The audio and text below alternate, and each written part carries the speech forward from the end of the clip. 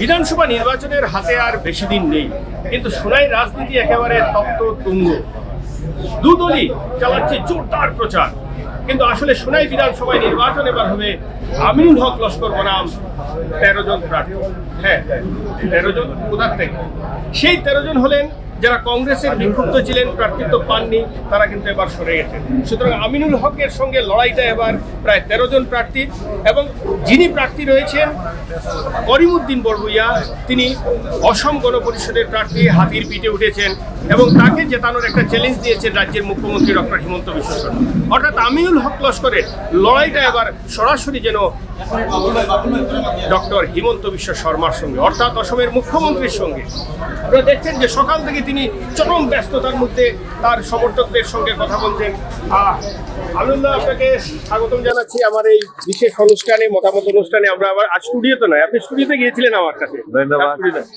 আচ্ছা আমিনুল্লাহ, এবার লড়াইটা দেখছি যে আমিনুল হক লস্কর বনাম 13 জন প্লাস ডক্টর হিমন্ত বিশ্ব শর্মা।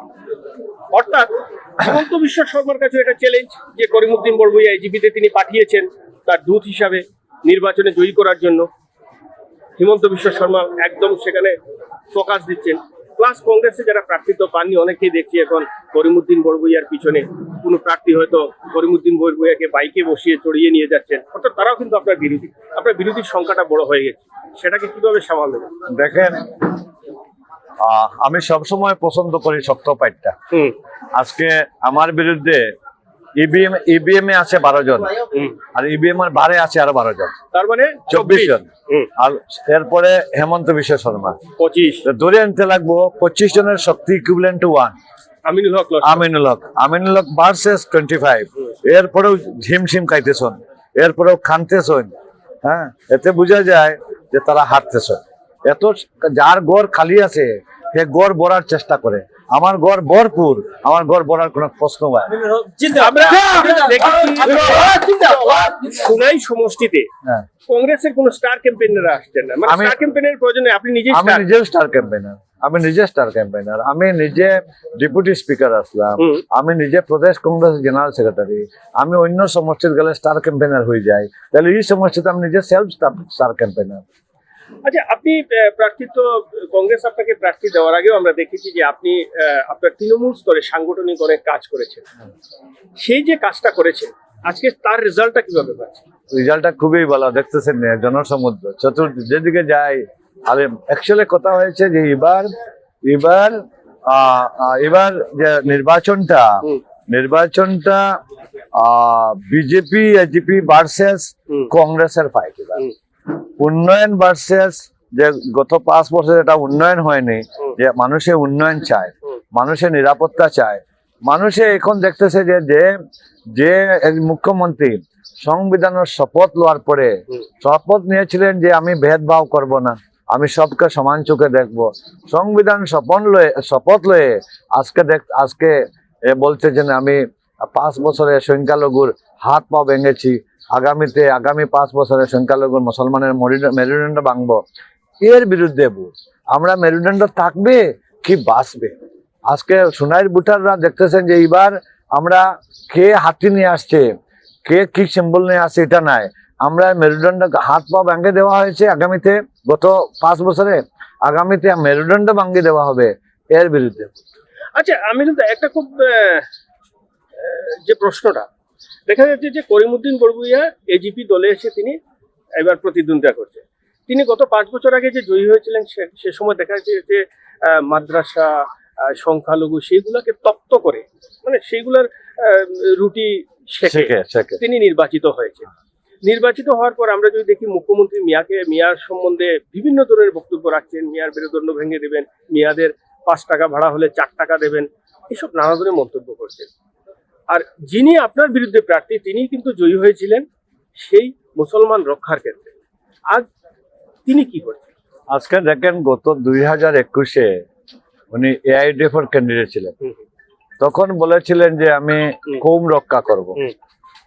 রক্ষা করব। আমিনুল যদি আরেকবার বিধায়ক হয়ে যায় আর বিজেপি এজিপি সরকার হয়, তাহলে কৌম বিপদে পড়বে। আচ্ছা, কৌম বিপদে পড়বে, কোরআন বিপদে পড়বে, কোরআনের আয়াত বদলে দেওয়া হবে। মসজিদে আজান বন্ধ করে দেওয়া হবে, এই কথা বয় বিটি দেখিয়ে উনি 2021-এ সোনাই থেকে 72,000 ভোট জিতিয়েছিল। আর 72,000 ভোটে জিতার পরে 4 দিন পরে যখন শপথ নিলেন তখন সংস্কৃতে নিলেন। সংস্কৃত তো আর কোরআনের ভাষা নাই, সংস্কৃত গীতার ভাষা।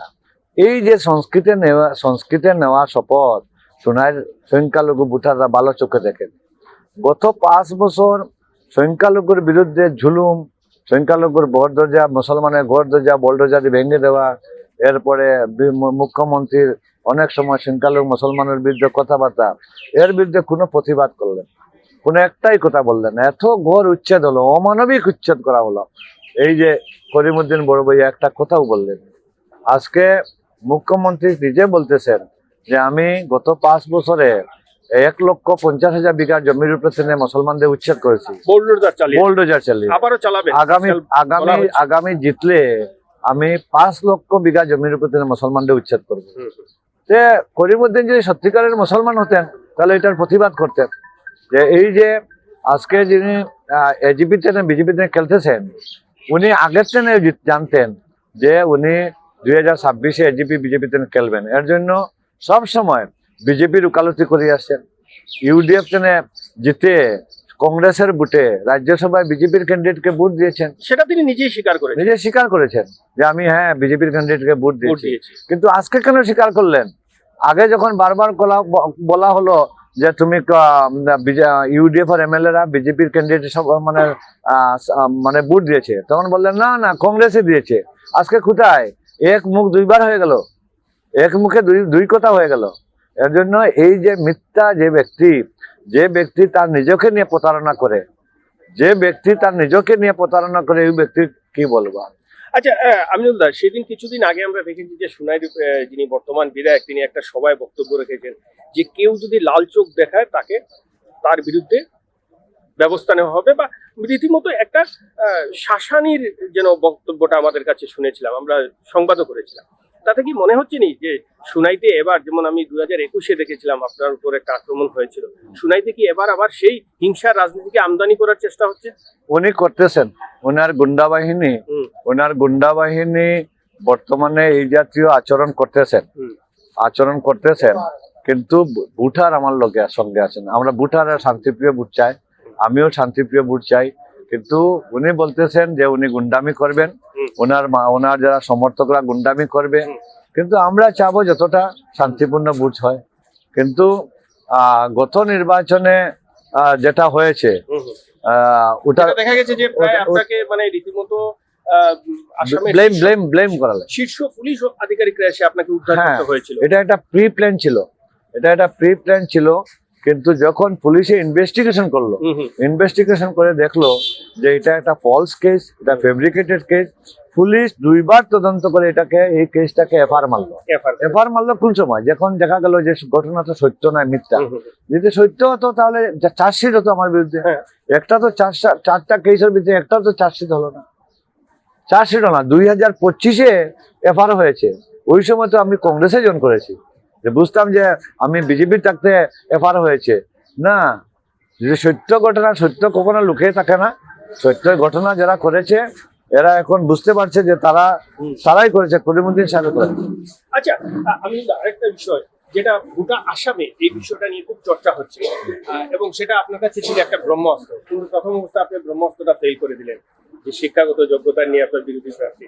এবার তো তিনি MBA হলেন, বিজনেস ম্যানেজমেন্ট দেখবেন। দেখি কি বলবো, আমি যদি বেশি বলি যে সোনাইর ছেলে মেয়েদের মানে যারা পড়াশোনা করতেছে এরা শিক্ষার প্রতি অনীহা আসে। কারণ একজন প্রতিনিধি 5 বছর আগে একবার বলবে হায়ার সেকেন্ডারি পাস করেছে আর ইঞ্জিনিয়ার হয়েছে, 5 বছর পরে বলবে ও ডিগ্রি পাস করেছে, আরো 5 বছর পরে বলবে ও MBA করেছে। আমরা জানি ম্যাট্রিক পাস করলে হায়ার সেকেন্ডারি পড়া যায়, হায়ার সেকেন্ডারি পাস করলে ডিগ্রি পড়া যায়, ডিগ্রি পাস করলে মাস্টার ডিগ্রি পড়া যায়। উনি হায়ার সেকেন্ডারি পাস করতে পারলেন না, ডিগ্রি কিভাবে পড়বে?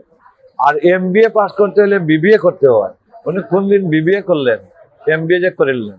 আর যেটা দেখিয়েছেন উনি কেরলের একটা গ্লোবাল ইউনিভার্সিটি থেকে এনবিআইএম থেকে একটা ইউনিভার্সিটি করেছেন। এনবিআইএম একটা কোনো ইউজিসি রিকগনাইজ কোনো ইউনিভার্সিটি নাই, এটা একটা ফলস, এটা সার্টিফিকেট বিক্রি করার একটা মানে আপনার এজেন্সি। ওর এজেন্সি থেকে যে ডিগ্রি কিনতে পারে এ সাধারণ মানুষের লোকে কতটা প্রতারণা করবে, যে কোনো সময় যে সময় করতে পারে। বিষয়টা হচ্ছে যে তিনি বলেছেন যে সুনাইতে গত 5 বছরে উন্নয়নমূলক কাজ হয়েছে এবং সুনাই ছিল দুর্নীতিমুক্ত সুনাই গত 5 বছর। তার আগে ছিল দুর্নীতির যেন একটা ফ্যাক্টরি ছিল। এই ব্যাপারে আপনি কি বলবেন? এবং আপনি একবার প্রেস মিট করে দিয়েছেন যে করাপশনের লিস্টটা।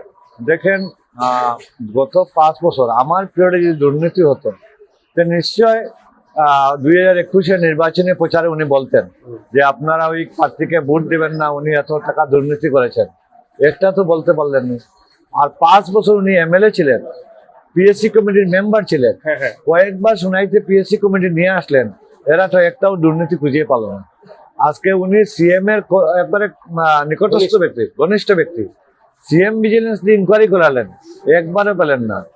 আর যারা কংগ্রেস হোক বা অন্যান্য দলের হোক, যেমন কমলাক্ষ সিদ্দিকের মতো যারা করাপশন করে, এরা গিয়ে আপনার বিজেপির ওয়াশিং মেশিনে ঢুকে। আর আমার যে কোনো করাপশন ছিল না, এর জন্য বিজেপির থেকে আমি বিরোধী দলে এসেছি, কংগ্রেসের উল্টা করেছি। এ আমার সাহস আছে যে আমার 5 বছরের বিরুদ্ধে কোনো করাপশন নাই, আমাকে কোনো করাপশন দিয়ে সরকার কোনো হেনস্থা করতে পারবে না, এর জন্য আমি আসতে পেরেছি। আর আজকে আমি মানে বোল্ডলি বলি যে পারলে হিম্মত থাকলে করিমউদ্দিন সাহেব যে আজকে এজিপি থেকে খেলুন না কেন, মানে বিজেপিতে না খেলুন কেন, এজিপিতে না খেলতেছেন? মানুষকে বোকা বানানোর জন্য। মানুষ বুঝে, ভোটাররা বুঝে এজিপি বিজেপি কি। তুমি গত 5 বছর আগে ইউডিএফ থেকে 72,000 ভোট পেলে, 5 বছর পরে ইউডিএফ এ কি দোষ করলো? কেন ইউডিএফ থেকে খেললে না? আমি তো 2016-তে ইলেকশনে জিতেছিলাম, 2021-এ আমার সেম দল থেকে খেলেছি। তুমি খেলার কোনো সাহস পেলে না, মানে তোমাকে মুসলিমরা ভোট দেবে না, এর জন্য তুমি দেখতেছো যে হিন্দু ভোটার ক্যাপিটাল একটা করে আমার সিকিউরিটি বাঁচানোর জন্য এটা আমি ইলেকশন চালাই। সিকিউরিটি বাঁচে তাহলে আমি দালালি করতে পারবো না। আমরা দেখেছি যে আমিনুল সুনাইয়ের যে 2জন প্রার্থী রয়েছেন তাদের রাজনৈতিক যে কেরিয়ারটা, সেটাতে দেখা যাচ্ছে যে আমিনুল হক যখন যে দলে যান সেই দল ক্ষমতায় থাকে না, আমিনুল হক যাওয়ার পর সেই দল ক্ষমতায় আসে। এবারও আমরা ঠিক তার ব্যতিক্রম দেখিনি। যখন বিজেপি ক্ষমতায় রয়েছে, 21-এ আপনি হেরেছেন, কিন্তু বিজেপি ক্ষমতায় রয়েছে, কিন্তু আপনি উল্টোডাঙ্গায় এসেছেন কংগ্রেসে। কিন্তু আমরা আপনার প্রতিদ্বন্দ্বী প্রার্থীকে আমরা দেখেছি, প্রথম তিনি কংগ্রেসে ছিলেন, তারপর তিনি ইউডিএফে গেলেন, তারপর এবার এজিপি বিজেপি অ্যালায়েন্সে গিয়েছে। এই যে রাজনৈতিক চরিত্রটা, আপনি হাঁটছেন উল্টো পথে আর উনি হাঁটছেন ক্ষমতার দিকে। না দেখেন, ওনার আমার একটা তফাৎ আছে। আপনি বলেছেন আমি যে দলে যাই ওই দলে সরকার হয়। 95-তে এজিপিতে জয়েন করেছিলাম, এজিপি সরকার করেছে। আমি বিজেপিতে জয়েন করেছিলাম 11-এ, 14 থেকে সরকার শুরু হয়েছে কেন্দ্রে, 16-তে আসামে হয়েছে। আমি 24-এ কংগ্রেসে জয়েন করেছি, 26-এ কংগ্রেসের সরকার হবে 100%। আর উনার হয়েছে, উনি যে দলে যান, প্রথমে মহিম মহিন্দার আপ্পা দলে গিয়েছিলেন, ওই আপ্পা দলকে শেষ করে দিলেন। এরপরে কংগ্রেস দলে গিয়েছিলেন, কংগ্রেস দলের সন্তোষ মন দেবের ভর করে, সন্তোষ মন দেব, বৃতিকা দেব, সুস্মিতা দেব সবকে খতম করে দেববাড়ি থেকে কংগ্রেস বার করে দিলেন। কংগ্রেস বার করে দিলেন, কংগ্রেসকে একটা মাইক্রোস্কোপিক কপি করে দিলেন। এরপরে উনি আসলেন ইউডিএফ এ এমন ভাবে করলেন, বদরুদ্দিন সাহেবকে 10 লক্ষ ভোটে হারালেন। এখন উনাকে বিদায় খেলতে হচ্ছে বদরুদ্দিন আজমলের মতো একজন। হ্যাঁ, এখন এসেছেন এজিপিতে। এজিপির হাতির আয়ু বেশি দিন থাকবে না। উনি যে ভাইরাস, সাজু নামের ভাইরাস, যেখানে ঢুকেন এখানে শেষ করে দিলেন। এজিপি থেকে ঢুকেছেন, এজিপি বেশি দিন থাকবে না, হয়তো এজিপিও শেষ ইলেকশন করবে। মানে আপনি কি কনফিডেন্ট যে আমরা যদি জানি যে হাতি যে সিম্বলটা বা হাতি যে প্রতীকটা, হাতি একটা শক্তিশালী জায়গা, সেই হাতিকে কি আপনার হাত দিয়ে আটকে রাখতে পারবেন? দেখেন, আমরা আসামের বিশেষ করে সোনাইর মুসলমানে জানেন যে যত জায়গাতে মুসলমান মানুষের গড় উচ্ছেদ হয়েছে, হাতি দিয়ে উচ্ছেদ করা হয়েছে, হাতি দিয়ে ভাঙিয়ে দেওয়া হয়েছে। এই হাতির প্রতি মুসলিম মানুষের অভিশাপ আছে। এই হাতিকে কোনো সময় ভোট দেবে না। যে হাতি দিয়ে মসজিদ ভাঙ্গা হয়েছে, যে হাতি দিয়ে মানুষের মাদ্রাসা ভাঙ্গা হয়েছে, যে হাতি দিয়ে গরিব মানুষের ঘর ভাঙ্গা হয়েছে, এই হাতিকে কখনো ভোট দিবে না। স্পেশালি মুসলিমরা ভোট দিবেও না। আপনি কিছুদিন আগে একটা সাংবাদিক সম্মেলন করে দেখিয়েছেন তথ্যসহ যে সুনাইতে একটা বিশাল দুর্নীতি হয়েছিল, প্রায় করোড়সের উপরে দুর্নীতি। সেটা কি দুর্নীতি? দেখেন, সুনাইতে যেটা MLLD ফান্ড, যেটা 2021-22, 22-23, 23-24, 24-25 প্রত্যেক ইয়ারে যে কোনো জায়গাতে 2.5 লক্ষ টাকা দেওয়া হয়েছে, কোনো কবরস্থানে 1 লক্ষ টাকা দিয়ে 1.5 লক্ষ টাকা মারি দেওয়া হয়েছে, কাজ কমপ্লিট হয়। এরপরে সুনাইতে এরকম আছে, কোন মসজিদে টাকা দেওয়া হয়েছে কমিউনিটি হলের নামে, ওখানেও 5 লক্ষ টাকা দেওয়া হয়েছে, কিন্তু 2 লক্ষ টাকা দিয়ে 3 লক্ষ টাকা দেওয়া হয়েছে। আমাদের বাঘপুরের সাহেব বাড়ি সব মানুষের রেসপেক্ট করে, বিখ্যাত জায়গা। বাঘপুরের সাহেব বাড়ির একটা লিঙ্ক রোড, বাঘপুর রাস্তা টু আপনার ONGC রোড, এই লিঙ্ক রুটে 4বার স্কিম ধরা হয়েছে। একটা স্কিমে কাজ হয়েছে, 3টা স্কিম মেরে দেওয়া হয়েছে। 27 লাখ টাকা দিয়ে মাত্র 10 লাখ টাকার কাম করে একটা ফ্লক দিয়ে, তাও ফ্লকে অ্যামাউন্ট নাই, কত টাকার অ্যামাউন্ট মানে কোনো ইয়ে নেই না, ফ্লকে অ্যামাউন্ট নাই, খালি খালি। এই যে এইরকম অনেক করাপশন হয়েছে আপনার অনেক জায়গাতে। শ্রীপার মণিপুর এলাকাতে 2টা রাস্তা আছে, 7 লক্ষ 7 লক্ষ, 2টা রাস্তা থেকে 10.5 লক্ষ টাকা উড্ড করা হয়েছে। আপনার 1 লক্ষ টাকার কাজ হয়নি। আজকে MLLD 25-26-এর 75 লক্ষ টাকা উড্ড করেছেন এই মার্চ মাসে। ওই টাকাটা কোন জায়গাতে খরচ করবেন? ইলেকশন ডিক্লেয়ার হয়েছে।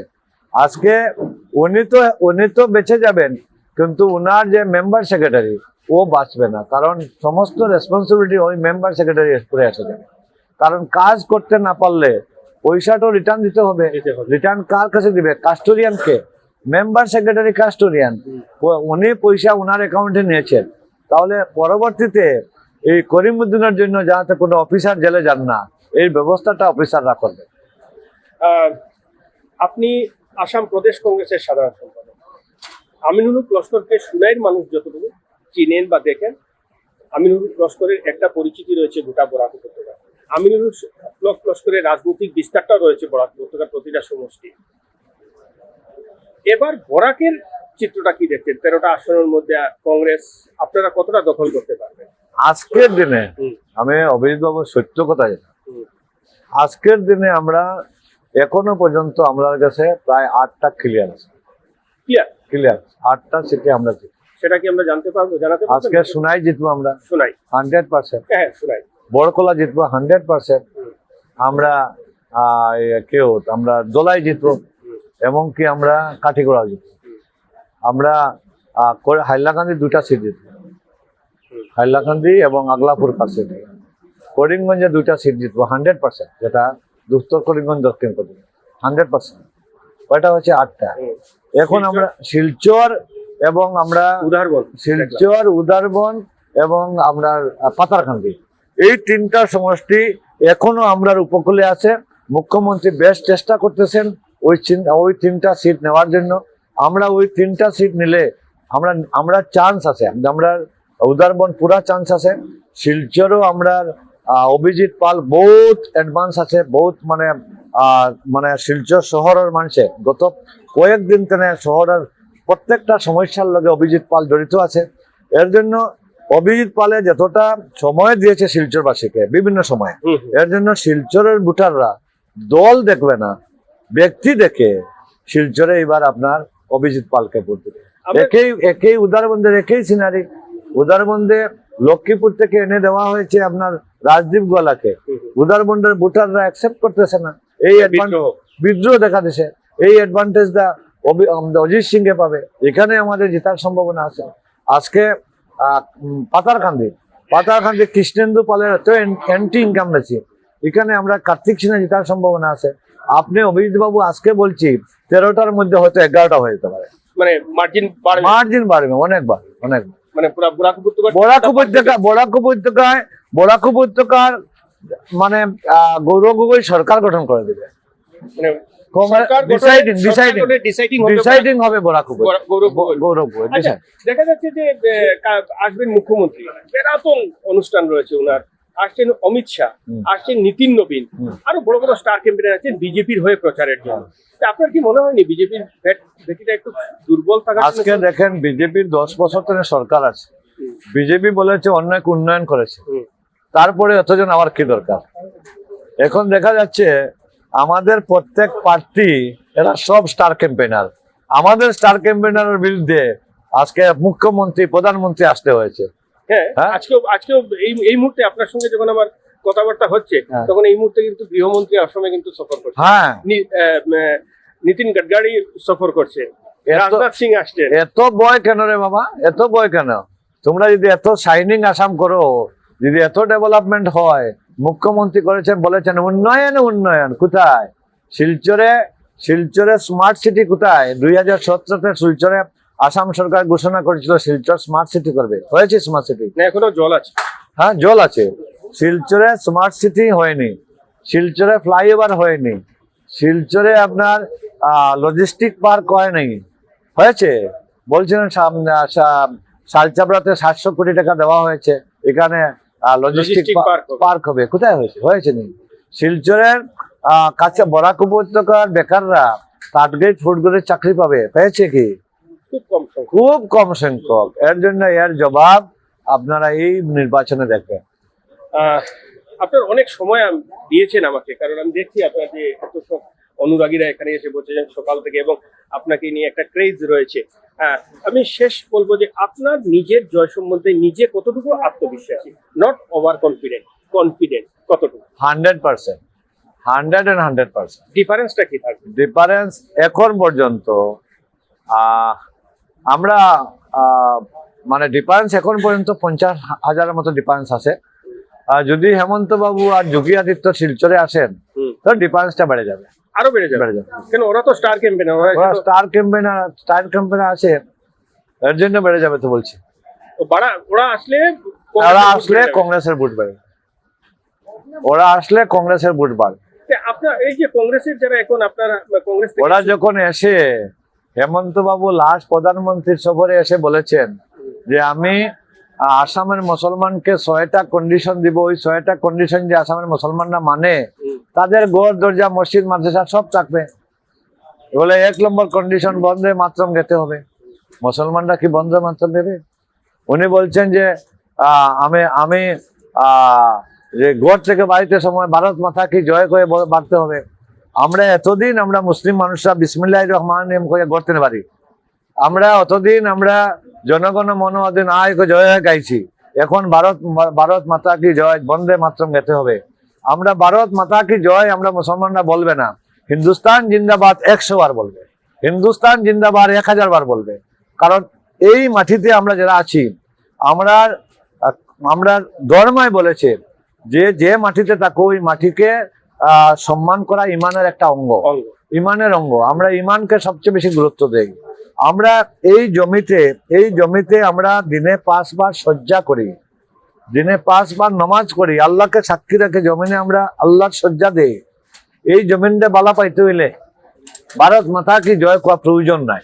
এই কথাটা সমস্ত সোনাইর মুসলমান বরাকর মুসলমানরা খুব গুরুত্বভাবে নিছেন যে আমরা কেন বাইফোর্স করা হচ্ছে ভারত মাতা কি জয় বলার জন্য, আমাদেরকে কেন বলা হয়েছে বন্দে মাতরম গাইতে হবে।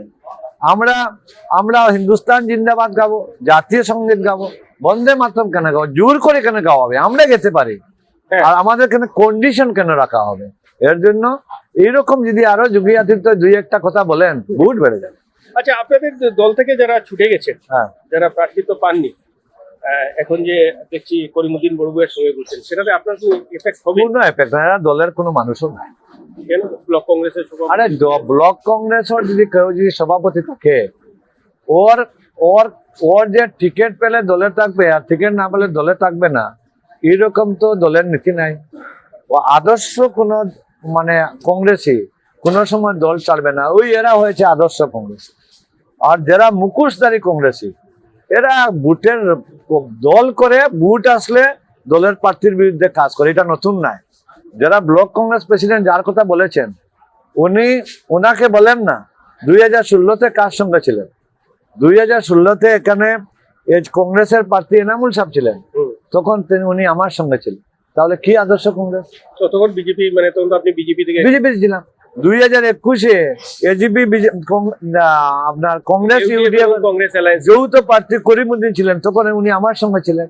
লোকসভা ইলেকশনে কংগ্রেসের প্রার্থী সূর্যকান্ত সরকার ছিলেন, উনি ছিলেন রাধেশ্যাম বিশ্বাসের লগে তৃণমূল কংগ্রেসের।